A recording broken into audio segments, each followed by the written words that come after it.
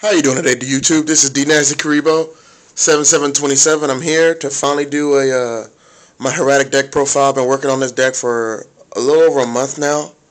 Um, I think the deck has potential. We always talk about it like it's definitely not in the big three or the big two or whatever, but it's definitely tier two right now.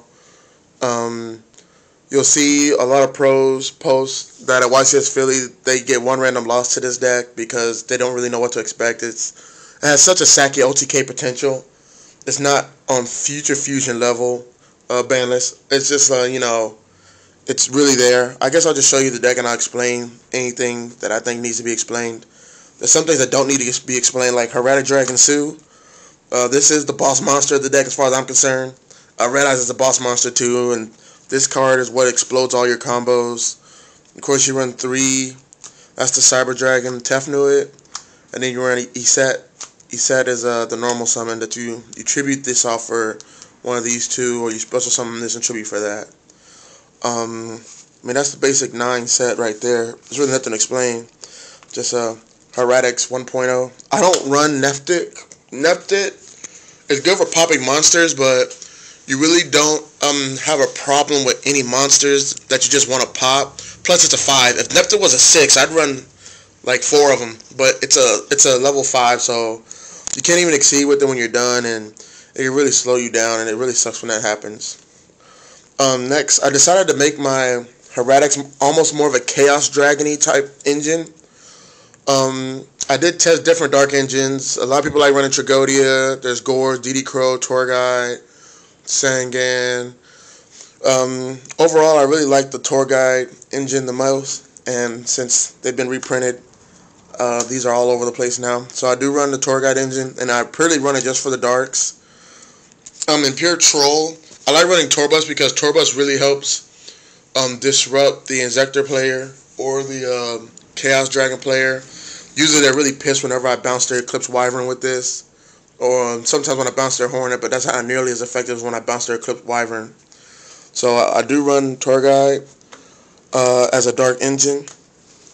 Another engine I run is double 2-card Cardees. I don't think you need 3. I think that's a little over the top. I like running 2. Opening turn card Cardee instantly puts me at 7 cards to my opponent, drawing into their 6th, and which means that by turn 2 I'll be going into my 8th card while they still have their 6. I believe that's how the math goes.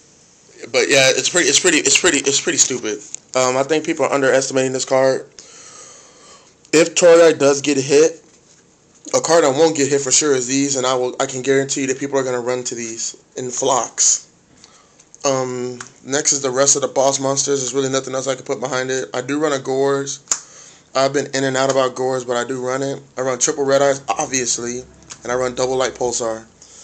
I have been thinking about cutting one Light Pulsar, but Light Pulsar is just the nuts with the Red Eyes. Plus, Light Pulsar is a 6, so a lot of times I'll drop it, and I'll drop like a Chaos Sorcerer, which I also run one of, and BLS. This is a BLS proxy from my boy Tate Taylor. Yeah, he gets the proxy. It's always going to be either him or Billy. Anyway, so yeah, just because these two are 6s, it can also extend my plays further. Plus, I can, whenever I tune for Red Eyes, I tune again, then I bring out Pulsar. Usually I have game by then, or it's usually a really effective lock. And of course, normal monster, Watt Dragon. A lot of people like to run Watt Dragon and Luster Dragon because of chain disappearance, and I do understand that. I really despise drawing this card. I draw this card way more than any Dino Rabbit player. Y'all don't understand. This card jumps into my hand every game. It looks like it's shitting thunder. That's what I like about it the most. This card loves me to the point that I'm only going to run 1. And anytime I exceed, I just get rid of it to get it to the graves. So you can always bring the normal back from the grave anyway. So I don't know. I like running 1. I might go to 2, but I haven't really made my decision. One time I lost a game because my opponent had a Light Pulsar, and I had a Tribute and a Luster Dragon. And Luster Dragon wasn't strong enough to get over the Pulsar, and that was the only reason that I lost the game. Because I was going to ram his pulsar, and then I dark hole him so he wouldn't have anything he had been top decking, and I would have out top decked him because later I drew the nuts. But I don't know. That's just the way that the build is for right now. I love the Gores. Red Eyes doesn't need any explanation. I might add a second Chaos Sorcerer just so I can have more sixes, because with the Tour Guide engine and the Gores, I usually do have enough darks and Excubito, but I'll leave that out. Next is the spell lineup. I got 3 Hieratic Seals, the Rhoda. Need I say more? I was running 3 MSTs. I cut it to 2, but I do have space in this deck, so I will list that out for you. Whoops, that's not a spell. Anyway, yeah, so I guess I'm just running 9 right now.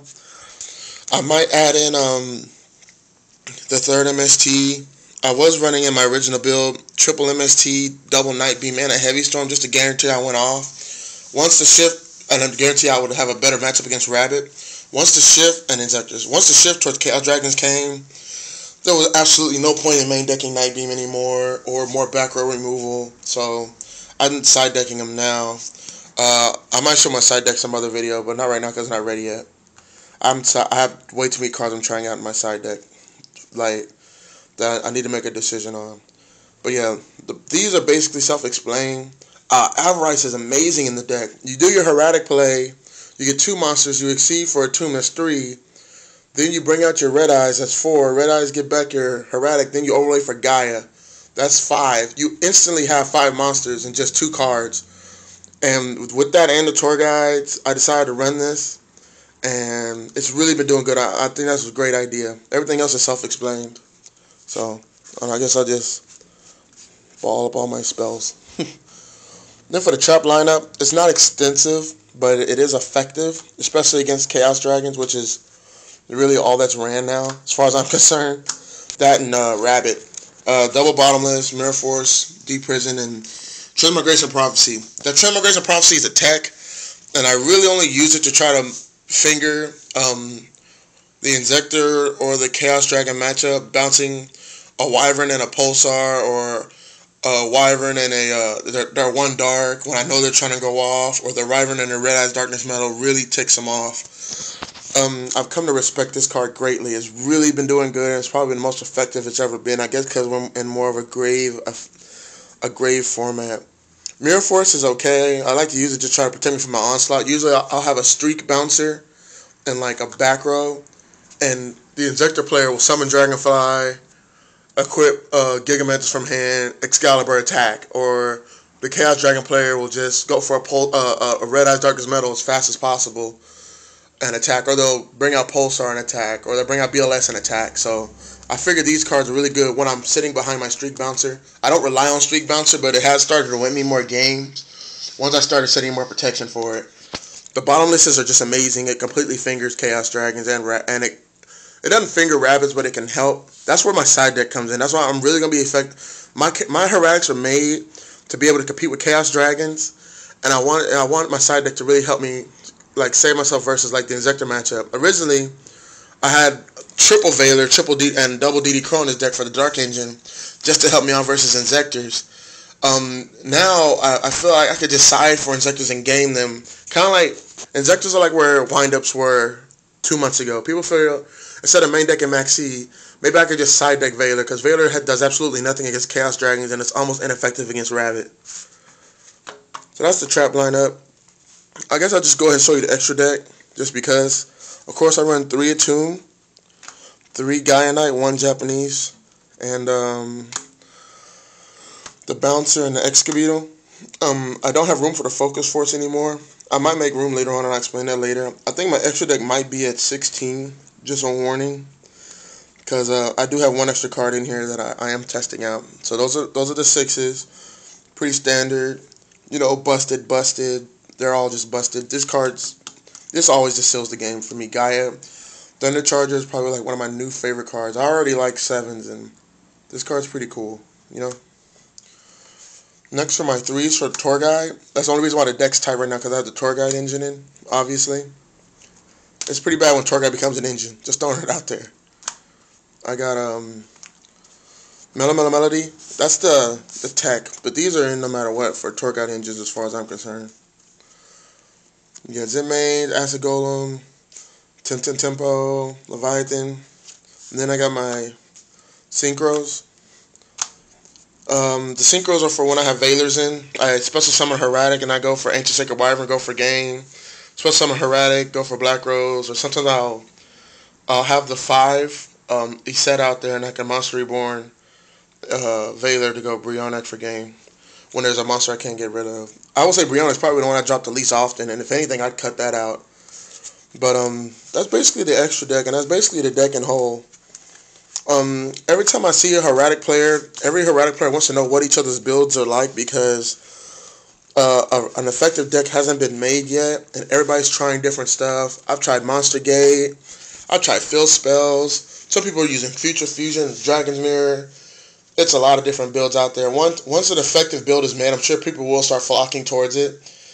And there's a lot of Hieratics mirror matches and people trying to help each other out. I say Hieratics, we need to join together and be able to fight back against all the other meta decks that are out there. So that's basically the deck profile. That was 38 cards, in case you weren't counting people. I have room for 2 more cards, and those 2 cards I switch out all the time. So give me some suggestions and let me know, what do you think, what 2 cards should I add to the Hieratics build to make it more aggressive or more effective against Inzectors? I could add 2 Veilers back in, or to make it more, sacky. Just let me know what you think. That'll help make it more consistent, I guess, or just better overall. We all saw YCS Philly, how Chaos Dragons won. I haven't posted a video since YCS Philly.